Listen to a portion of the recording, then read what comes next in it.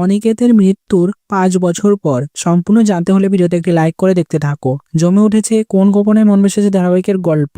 কোন গোপনে মন বেসেছে ধারাবাহিকে বর্তমানে যেটা দেখা যাচ্ছে, ডাক্তারে অপারেশন শুরু করে দিয়েছে অনিকেতের, কিন্তু কিভাবে বাঁচবে অনিকেত, সে কিনা কোমায় চলে যেতে বসেছে। তাই জন্য ঠাকুরের কাছে এসেছে শ্যামলী সঙ্গে অনিকেতের পরিবার। অরুণভ ও তৃষা শখ করে রেখেছে যেখানে শ্যামলী দণ্ডি কাটবে এবং প্রতিজ্ঞা পালন করবে, সেখানে পেরেক এবং নানান রকম জিনিস দিয়ে রেখেছে যাতে করে শ্যামলীর হাত পা ক্ষতবিক্ষত হয়ে যায়।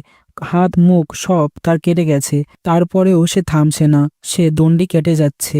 এখনো অনেকগুলো দণ্ডি কাটা বাকি। কি হবে শেষ পর্যন্ত? অনিকেত কি মারাই যাবে? দেখা যেতেও পারে এমনটা যে অনিকেত মারা গেছে, শ্যামলীর সব আশায় শেষ।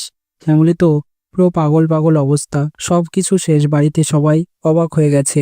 ৫ বছর কেটে গেল, হঠাৎ করে দেখা যাচ্ছে আবার ফিরে এসেছে অনিকেত, কিন্তু সেটা নতুন রূপে ফিরে আসবে ৫ বছর পর অনিকেত। কিন্তু আসল অনিকেত যে মারা গেছে, শ্যামলের জীবনে কোন অনিকেত হাজির হবে, সে সবটাই দেখা যাবে গল্পের আগামী পর্বগুলোতে। অনিকেতের মৃত্যুর ৫ বছর পর গল্প পুরো চেঞ্জ হয়ে যাবে। তো প্রিয় দর্শক বন্ধুরা, এমনটা হলে তোমাদের কেমন লাগবে তাও তো অবশ্যই কমেন্টসে জানিয়ে এখনই সাবস্ক্রাইব করে নাও আমাদের ইউটিউব চ্যানেল। ধন্যবাদ।